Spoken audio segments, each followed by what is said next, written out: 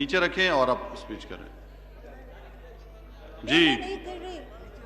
तो मैं नीचे पॉइंट्स आप नोट कर लें, पॉइंट्स लिख लें, स्पीकर लेकिन साहब मुझे आप जी स्टार्ट कर लेने दें प्लीज। आप इंटरप्ट, मैं रिक्वेस्ट कर रही हूँ, मुझे बोल लेने दें, सारी कंटिन्यूएशन खराब हो जाएगी। प्लीज मेरी रिक्वेस्ट है, आप परमिट कर ठीक दें। है जी, आप आपने इजाजत आपने ले ली, अभी जी आप करें, पढ़ बहुत लें जी, शुक्रिया। ठीक है। जी थैंक यू स्पीकर साहब, बहुत शुक्रिया।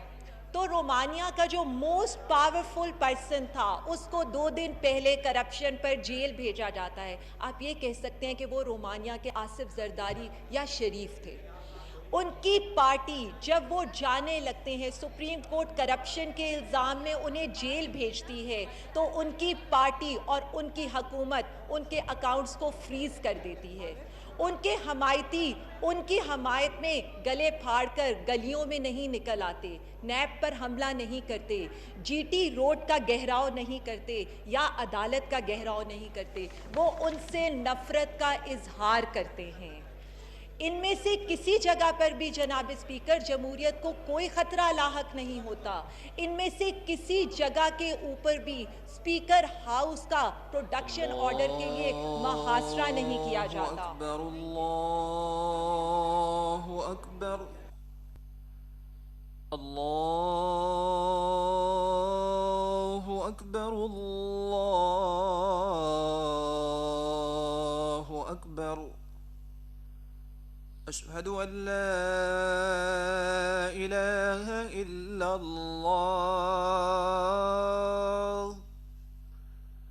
अशहदु अन ला इलाहा इल्लल्लाह,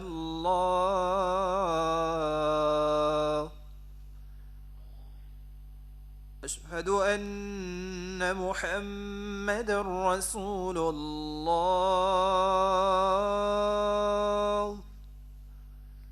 अशहदु अन्न मुहम्मदर रसूलुल्लाह।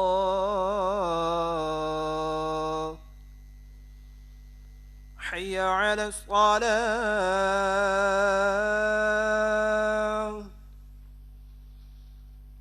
हय्य अला अस्सलाह,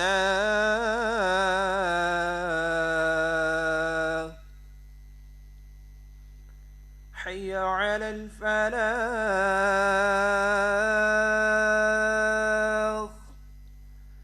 حي على الفلاح.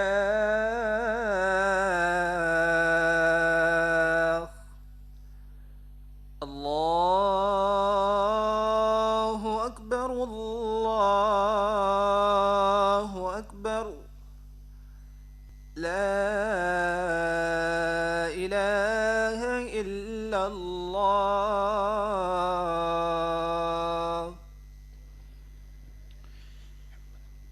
जी मोहतरमा आलिया हमजा साहिबा, आप अपनी तकरीर जारी रखें।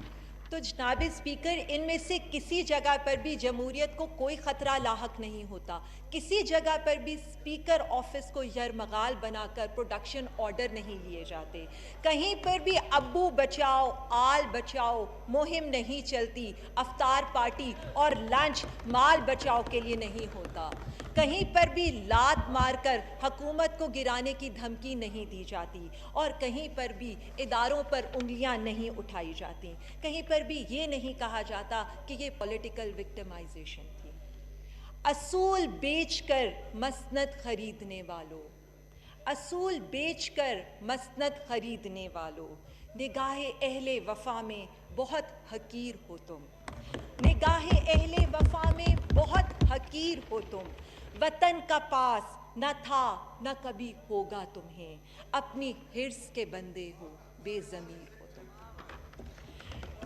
जनाब स्पीकर, जब मेरी मुअज़्ज़ज़ ऑपोजिशन या ऑपोजिशन लीडरान इस ऐवान में बात करते हैं तो कुछ ऐसा नज़ारा पाकिस्तान का मेरी नज़रों के सामने आ जाता है, जहां मेरी माओ बहनों को फ्री इलाज मिलता था, जहां मेरे बच्चे फ्री तालीम हासिल करते थे, जहां पर अमेरिका को तो कर्ज पाकिस्तान देता था, सऊदी अरब तेल हमसे उधार लेता था और कतर को गैस तो फ्री हम ही देते थे। और अमेरिकन जो ट्रंप है, अमेरिकन सदर ट्रंप, उसको इस्लामाबाद एयरपोर्ट पर तलाशी के लिए हम ही ने खड़ा किया था। कुछ ऐसा पाकिस्तान मेरी नज़रों के सामने गुजर जाता है कि यहाँ पर 10 महीने पहले शहद और दूध की नहरें बहती थीं। तो अचानक क्या हुआ? ये जो इस्तेहकाम और ये जो पाकिस्तान को ये जिस हालत में छोड़कर शरीफ साहब और जरदारी साहब यहाँ से गए थे, हमें तो कुछ ऐसा ही लगता है कि ऑल ऑफ अ सडन इन 10 महीनों में हमने इसका सारा काम तमाम कर दिया।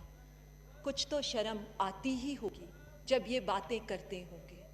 तो सर, ये जो कॉलिशन ऑफ क्रुक्स है, ये जो कॉलिशन ऑफ करप्शन है, इनका स्कोर कार्ड ज़रा मैं आपको सुना दूं और हम सुनते जाएं और शर्म से हमारे सर झुकते जाएं। तारीख का सबसे बड़ा बैरूनी खसारा, सबसे बड़ा तारीख का बैरूनी खसारा, ये कहते हैं हम पहले की बात क्यों नहीं करते। 60 सालों में इस कौम पर 6,000 अरब का कर्जा था और इन 10 सालों में ये कर्जा 6,000 से 30,000 पर पहुंच गया। जनाब आली, जब एक्सटर्नल डेट यानी बैरूनी कर्जे की मैं बात करूं तो 1988 यानी 1988 में ये कर्जा $13 बिलियन था, जो जब पहली हुकूमत पीपल्स पार्टी और PMLN की ख़त्म होती है तो ये $39 बिलियन पर पहुंच जाता है, और जब मुशर्रफ साहब की हुकूमत ख़त्म होती है तो ये $40 बिलियन पर होता है। लेकिन जब ये 10 साला दौरे हुकूमत का इख्तिताम होता है तो ये $96 बिलियन पर पहुंच जाता है। सवाल ये नहीं है, सवाल ये है कि ये जो इक्तसादी और समाजी शोबों पर खर्च करने के लिए कर्ज लिया गया, वो कर्ज गया कहाँ? डेली टाइम्स रिपोर्ट करता है, डेली टाइम्स रिपोर्ट ये करता है कि 60 to 64% पॉपुलेशन ऑफ पाकिस्तान को साफ पीने का पानी मुयस्सर नहीं है। अगर आप इस अवाम को 10 सालों में साफ पीने का पानी $96 बिलियन और 30,000 अरब से ना दे सके तो ये कहाँ गया? ज़री पैदावार ज़बू हाली का शिकार थी। और जनाब आली, यहाँ तक मैं बता दूँ, यहाँ एक हस्पताल नहीं था जहाँ पर ये अपना इलाज करा सकते। हो क्या रहा था? ये मुल्क कर्जे के तले दबता जा रहा था, अवाम गरीब तर होती जा रही थी और ये 3 खानदान दिन दुगनी रात चुगनी तरक्की कर रहे थे। इंटरनल डेट ₹17 ट्रिलियन पर पहुंच गया, 17 खरब के ऊपर। तिजारती खसारा रिकॉर्ड पर पहुंच गया, $37.7 बिलियन के ऊपर। इंपोर्ट, यहाँ पर जो बड़ी बड़ी बातें की जाती थी, ऐसा सलूक कौन अपनी माँ के साथ करता है? कौन उसके साथ करता है जिसने आपको 3 बारियां दी हैं, जिसने आपको अपने माथे का झूमर बनाया है। इंपोर्ट $60.9 बिलियन पर थी और एक्सपोर्ट $24 बिलियन से $21 पर आ चुकी थी, $21 बिलियन पर आ चुकी थी। एक पब्लिक सेक्टर एंटरप्राइज खसारा कर रहा था। कहने को बहुत बुरा लगता है, लेकिन यही असलियत है। PIA डूब रहा था और एयर ब्लू ऊपर जा रही थी। स्टील मिल्स डूब रही थी, हमारे मजदूर बेरोजगार हो रहे थे और इनकी स्टील मिलें अरूज पर पहुंच रही थी। वैसे भी इन दोनों खानदानों को स्टील करने का बहुत शौक है। PTV, रेडियो, यूटिलिटी स्टोर, कोई एक इदारा मुझे ये बता दें जो इस हकूमत के लिए जो 10 महीने पहले आई ये प्रॉफिट में छोड़ कर गए थे। अब मैं अगर बात करूं पब्लिक सेक्टर रिसीवेबल्स की, तो मैं ये कह दूं सर्कुलर डेट 1200 बिलियन पर था, गैस डेट 154 बिलियन पर था। तो अब ये हमसे सवाल करेंगे, ये हमसे पूछेंगे क्या इस हालात में हम इनको लेकर आए हैं? ये थी वो तरक्की जो इनके दौर में हुई, ये थे वो आदाफ जो ये पूरे नहीं कर सके, ये वो वाइट पेपर है जो इनकी 10 साल की परफॉर्मेंस पर एक तमाचा है। मैं आपको ये बता दूं, मेरी बात तो छोड़ दें, स्टेट बैंक को भी छोड़ दें, क्योंकि ये उनकी रिपोर्ट्स को तो मानते ही नहीं है। आप ब्लूमबर्ग पर चले जाएं, ब्लूमबर्ग कहता है dollar reserves fall the most in Asia. FATF की बात होती है तो फेटफ की आज ग्रे लिस्ट किसकी मरहूने मिन्नत है? इनके जेली बैंक अकाउंट्स की, इनकी जेली टीटियों की और या इनकी मनी लॉन्ड्रिंग की मरहूने मिन्नत है। अब मैं आती हूँ इन्हीं की, शायद ये ज़बान समझ जाएं, इनकी फैक्ट्स की ज़बान समझ जाएं। दिसंबर 19 2017 किसका सुनहरी दौर था? मेरे बैठे हुए भाइयों का सुनहरी दौर था। ट्रिब्यून कहता है Pakistan stocks market from Asia best to Asia worst. तो ये उस सुनहरी दौर के सुनहरी हरूफ के बारे में लिखा हुआ है। फिर रीसेंट रिपोर्ट्स आती हैं। रीसेंट रिपोर्ट्स क्या कहती हैं? इकोनॉमिस्ट कहता है कि आपका जो फिजिकल डेफिसिट था, that have been the legacies left by the previous government. तो प्रीवियस गवर्नमेंट इमरान खान की तो नहीं थी, यही दो बारियां ले रहे थे।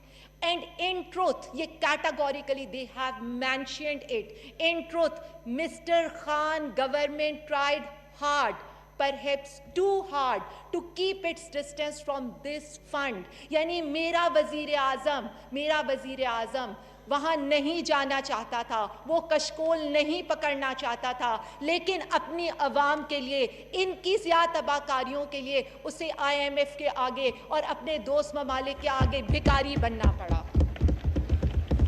अगर इनको किसी की गलत फहमी है तो ये IMF की प्रेस रिलीज भी पढ़ लें। इनकी झूठी ग्रोथ का कट्टा चट्टा IMF की प्रेस रिलीज ने खोल दिया। Pakistan is facing a challenging economic environment with lackluster growth, elevated inflation, जो इन्फ्लेशन के बहुत ये दावे करते हैं, जो नाना भुट्टो के ज़माने में 37 पर थी और फिर जरदारी साहब के ज़माने में 27% पर थी और लास्ट टाइम 10% और अब इट्स ऑन 8%। एंड ये रिपोर्ट्स हैं, ये फिगर्स हैं जो ये कहीं से भी टैली कर सकते हैं।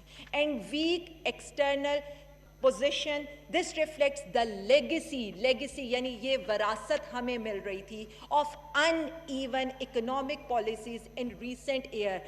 एंड उसका एम क्या था? It was aiming to boost the growth, but at what expense? किसके एक्सपेंस के ऊपर? Of lingering structurals and institutional weaknesses. तो ये चार्ज शीट है इनके लिए। ये हमें तो उस वक्त इनको बतानी चाहिए थी जब 10 महीने पहले हमने यहाँ की हुकूमत संभाली थी।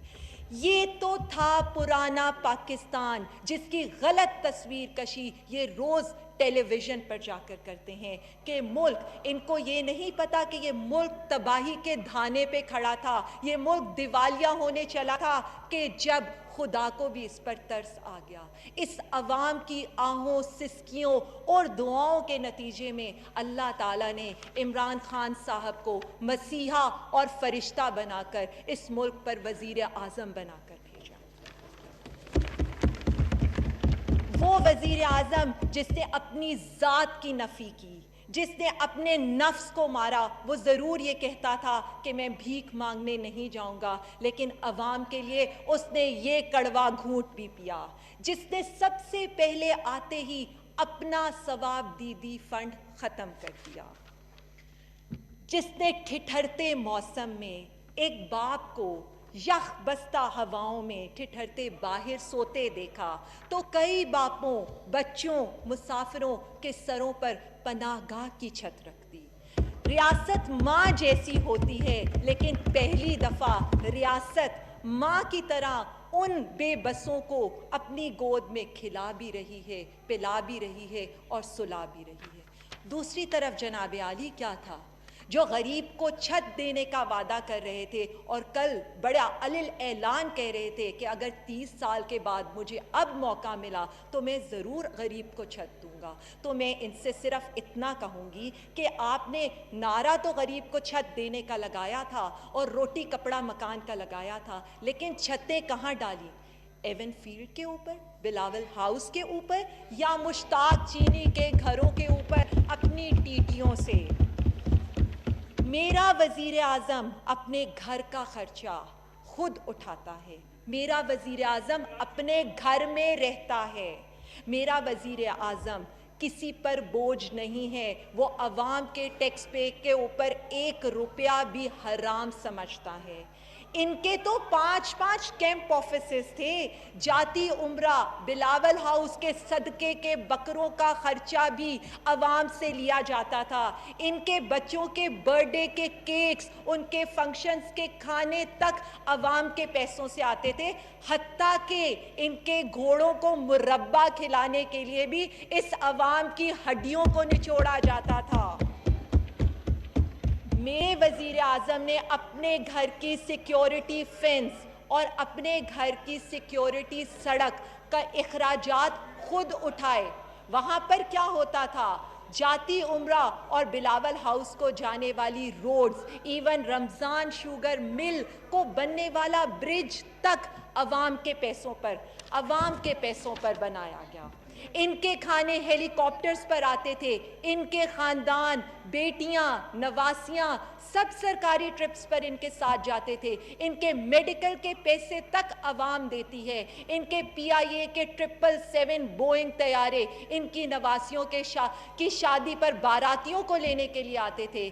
और आखिर में तो नहायत अफसोस के साथ मैं ये कहूँगी कि वजीर आजम के तैयारे के ऊपर ही, अवाम के पैसे के ऊपर ही यहाँ का वजीर खजाना सब लूट मार करके भी दौड़ जाता है। और वो बड़े फख्र से आकर टीवी पर ये कहते हैं कि अगर किसी की जुर्रत है तो मुझे पकड़े। यहाँ क्या हो रहा है, वही PIA का 777 है, मलाइशिया के कैदियों को लेने जाता है। यहाँ पर क्या हो रहा है, मेरा वजीर आजम अपने 40% इखराजात कम करता है इसी अवाम का एहसास करके। इनको ये तो नजर नहीं आता। वही वजीर आजम है जो 16-16 घंटे इस अवाम के लिए बगैर आराम किए, बगैर छुट्टी किए दिन रात मेहनत करता है। वहाँ क्या होता था, शोबदे बाजियां, लंबे लंबे बूट पहनकर पानी में खड़े हो जाएं या रंग बरंगे हेड पहन लें। मेरा वजीर आजम जहां जाता है सफ़े अव्वल पर नजर आता है। दुनिया उसे कदर की निगाह से देखती है। और इनके वजीर आजम 12वें खिलाड़ी के तौर पर होते थे। मेरे वजीर आजम से मिलने के लिए ट्रंप और प्यूटन बेकरार रहते हैं और इनके वजीर आजम और सदर फोटो सेशन कराने के लिए लॉबी में फिरते रहते थे। मोदी को साइडलाइन कर दिया नवाब जाता साहब आप है। बैठे, इसके बाद आपकी बारी है। नवाब साहब आखिरी मिनट चल रहा है, इसके बाद आपकी बारी है। क्यों आखिरी मिनट चल रहे हैं? सबको आप 15-15